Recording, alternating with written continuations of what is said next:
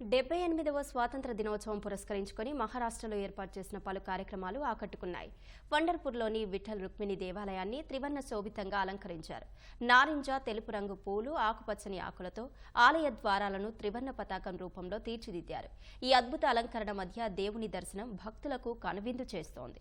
సంగంనేర్లోని ఓ పాఠశాల విద్యార్థులు వినూత్నంగా తమ దేశభక్తిని చాటుకున్నారు. మత చిహ్నాలు, అశోక చక్రాన్ని ముగ్గుల రూపంలో రూపొందించి వాటి చుట్టూ గుండ్రని ఆకారంలో 1350 మంది విద్యార్థులు కూర్చున్నారు. భారత రాజ్యాంగం అన్ని మతాలను సమానంగా చూస్తోందని విద్యార్థులకు తెలిపేందుకే ఈ కార్యక్రమాన్ని నిర్వహించినట్లు ఉపాధ్యాయులు తెలిపారు. దీనికి సంబంధించిన డ్రోన్ దృశ్యాలు ఆకట్టుకుంటున్నాయి.